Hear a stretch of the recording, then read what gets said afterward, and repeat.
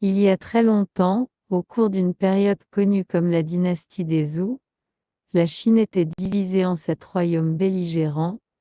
Ce fut un moment de grande violence et des troubles, avec de nombreuses batailles pour la suprématie dans lequel de nombreuses vies ont été perdues. Le royaume de Qin était le plus fort de tous et a été gouverné par un roi ambitieux appelé Qin Shi Huang. Ce roi était déterminé à régner sur tous les 7 royaumes parce qu'il avait la plus grande armée et voulait créer un empire. En ce temps-là aussi vécut un officier et un poète appelé Qiuan, et Qiuan vivait dans le royaume de Shu dans le sud de la Chine. Il était considéré comme un homme pacifique et sage qui avait un grand amour pour son royaume et voulait qu'elle reste indépendante. Qiuan était un conseiller de confiance pour le roi de Shu et a essayé de convaincre son roi de l'importance de rester indépendant. Mais autant que Qiuan a essayé, il y avait d'autres dans le royaume qui voulaient le jeune officier malade. Ce sont ces hommes qui ont convaincu le roi que Qiuan a été de ne pas faire confiance. Ils ont empoisonné les oreilles du roi à la sagesse de Qiuan et l'ont appelé un aiguillon dans la chair.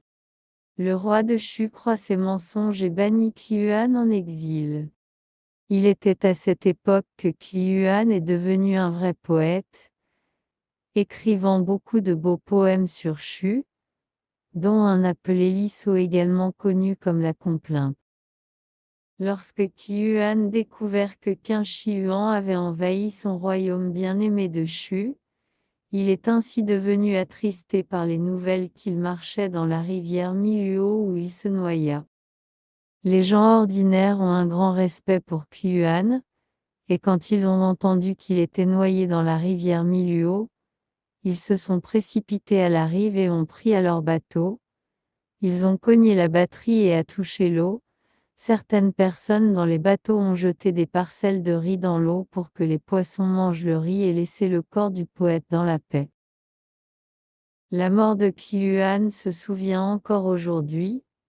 Chaque année, le peuple chinois détienne le Dragon Bat Festival le 5e jour du 5e mois lunaire. Beaucoup de bateaux prennent à la rivière, course de l'autre à des concours pour voir qui est le plus rapide. Les gens jettent des parcelles de riz gluant dans la rivière et bandent tambour en commémoration du poète héros.